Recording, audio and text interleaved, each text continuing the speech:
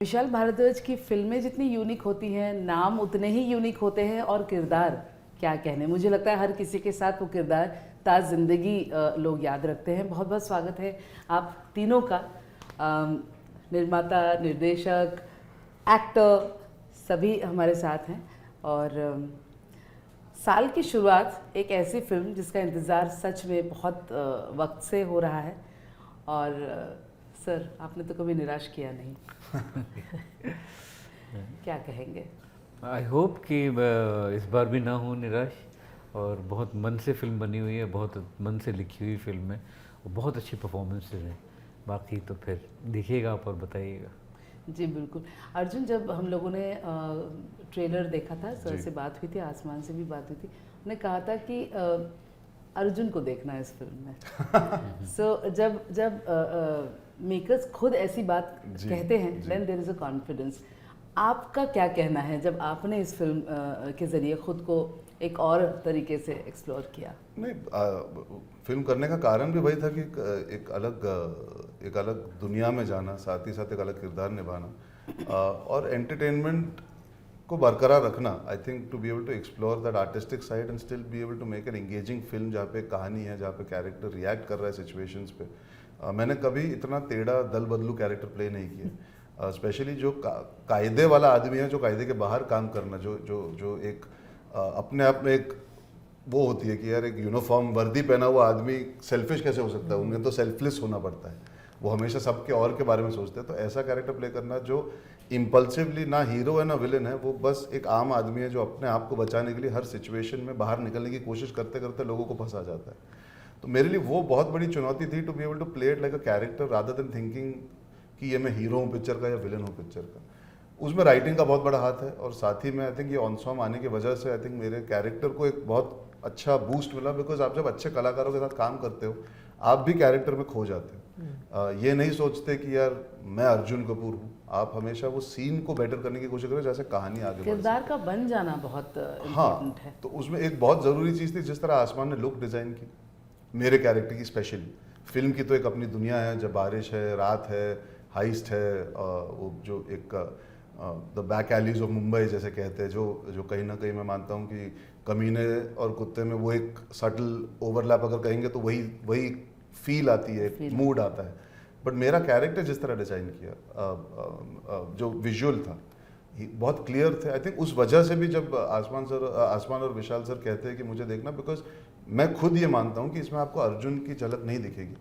वो गोपाल तिवारी ही है जो बहुत बड़ा दल बदलू इंसान है और किस तरह वो कैरेक्टर रिएक्ट करता है सिचुएशंस में, वो अपने आप में एक अतरंगी चीज़ है। तो I think that is why it is an enjoyable performance for me to watch myself on screen. और मैं अपने आप को ज़्यादा पसंद नहीं करता हूँ जब देखता हूँ। You always critical, you are always trying to say अरे यार वैसे हो जाता वैसे हो जाता, और आप टेक्निकल हो जाते हो। मैंने वो किया था, ये करना चाहिए था, हाथ ऐसे था, पैर ऐसे थे। पर यहाँ पे वो कैरेक्टर की डिसीजन मेकिंग ऐसी है ना, इम्पल्सिव आदमी है कि आपको हंसी आ जाती है कि इतना बड़ा इधर से उधर होना, मतलब कि सर मैं आपका नहीं मैं आपका। तो वो it's fun to play that and then watch that actually coming across. तो या अपॉर्चुनिस्ट है और वो करने में मजा है और देखने में मुझे मजा है। बिल्कुल। आसमान, इस दुनिया, विशाल भारद्वाज की दुनिया से तो आप वाकिफ बचपन से हैं, तो ऐसे में कितना मुश्किल कितना आसान, यू कांट से कि अरे ठीक है तो विशाल हैं आसपास तो हो जाएगा, लेकिन उसके साथ जिम्मेदारी भी आती है। ये मुझे बताइए कितना मुश्किल कितना आसान रहा? मेरे लिए मुश्किल तो ये रहा कि नॉट वो मेरे फादर हैं डेफिनेटली, बट मेरे को राइटर भी हैं, तो मेरी रिस्पॉन्सिबिलिटी उसकी ज़्यादा है जी। फादर सन का तो comes after the film for me कि अरे पापा को प्राउड करना है डेफिनेटली, बट को राइटर को भी सेटिस्फाई करना है because we have worked on it together. हम दोनों की स्क्रिप्ट है। क्या को राइटर मिला है? अच्छे को नहीं मिलते ऐसे को राइटर। तो इट वाज मेरी रिस्पॉन्सिबिलिटी वो थी कि जो हम लोग ने लिखा, जो इमेजिन किया, वो हमें लाना है जैसे इमेजिन किया है। तो मुश्किल वो था।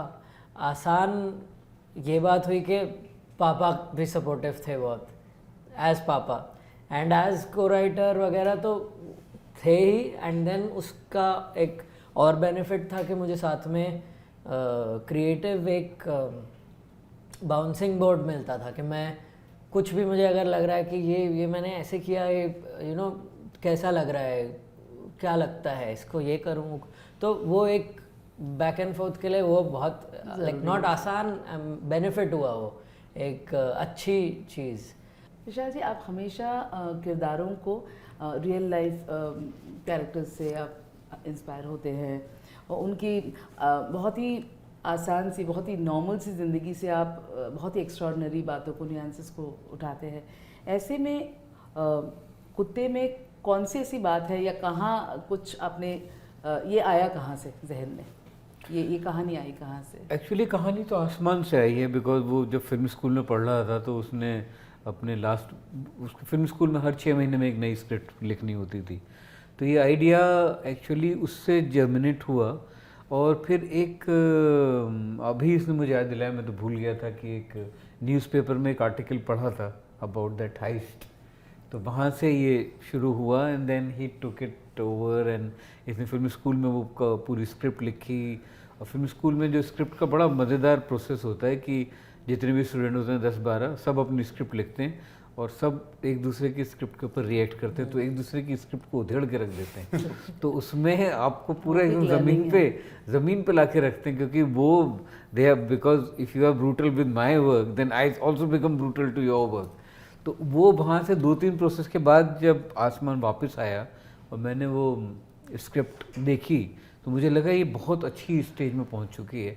वहाँ से मैं फिर उसमें जुड़ा। जी अर्जुन, जैसे कि फिर मैं उन्हीं कॉन्वर्सेशन में जाऊंगी जब उनसे मैं बात कर रही थी कि सैफ के पूरे इमेज को बदला था ओमकारा के लंगड़ा त्यागी ने। वो एक सर्टन इमेज उनका हम लोगों ने देखा है, वो अलग था, वो भी अच्छा था। इसमें एक अलग ही रूप देखने को मिला। तो क्या आपको लगता है कि इस फिल्म के ज़रिए अर्जुन भी एक नए तरीके से खुद को एक लर्निंग होती है?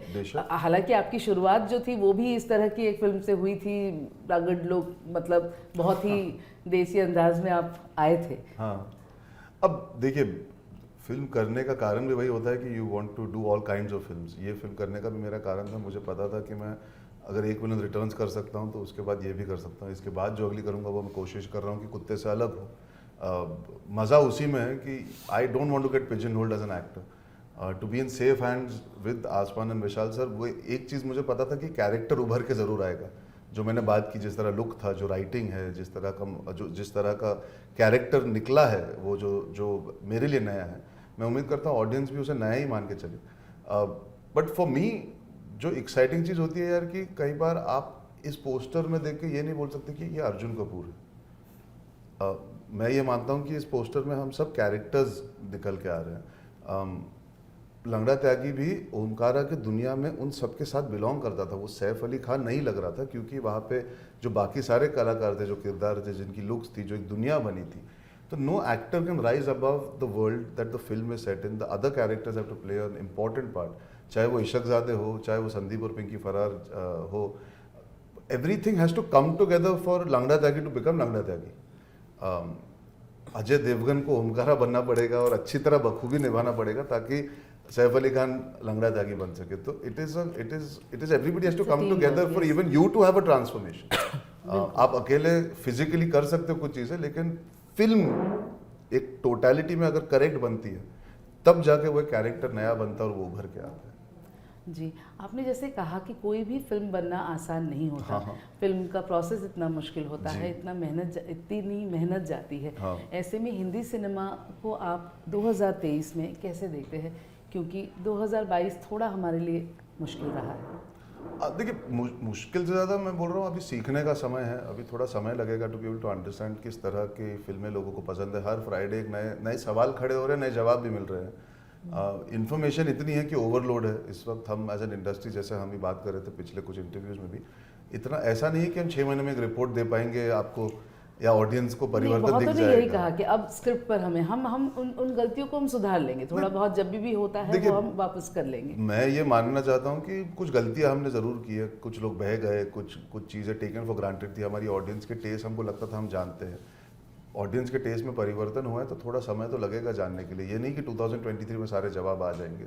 बेहतर होना चाहिए। Obviously cinema should progress in the right direction. Quality of the film should improve and उस पर राइटिंग बहुत अहम हिस्सा है।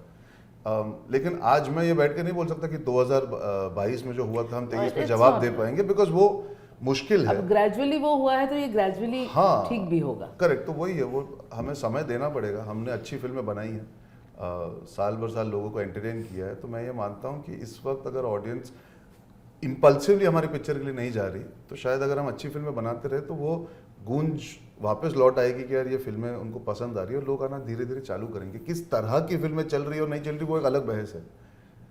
किसी भी तरह की फिल्में चले, फिल्में चलना चालू होगी तब एक पॉजिटिविटी और बड़ी होगी, तो उससे और प्रोत्साहन मिलेगा, बट टाइम ज़रूर लगेगा।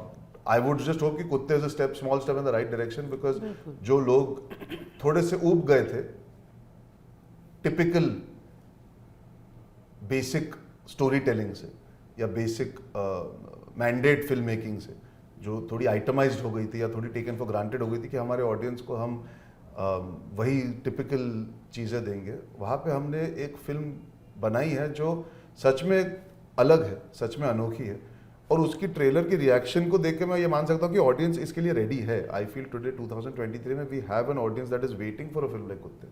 आई just hope that they go and watch it and they enjoy it, because this is a new side of cinema that must progress. अब वो बॉक्स ऑफिस में नंबर्स क्या होंगे वो कहना तो बहुत मुश्किल है, बिकॉज आज किसी को कुछ पता नहीं है, बट आई डू होप कुत्ते, एंड आई डू बिलीव कुत्ते is a step in the right direction, content wise, quality wise, effort wise, sincerity wise, and I hope the audience connects with it. Thank you so much, Thank and you. Asman, all the best. Thank you, ma'am.